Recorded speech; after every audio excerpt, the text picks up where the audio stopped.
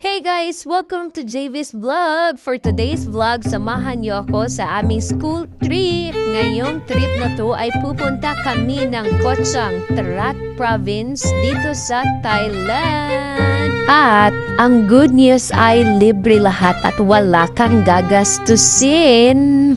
Papa-question na lang talaga ako, who am I to deserve God's goodness in my life?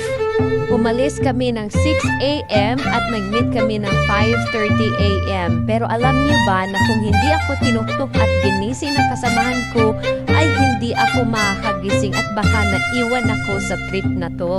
This trip is too far from Bangkok kasi 6 hours sana land trip tapos sasakay ng boat for 45 minutes.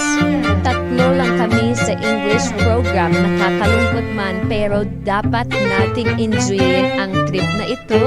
Ang trip na ito ay isa sa mga trip na experience ko nang ako ay na-hire sa school. Kaya thank you so much, Lord! Bago kami dumaritso sa island, dumaan muna kami sa iba't ibang tourist spot dito sa Trat Island.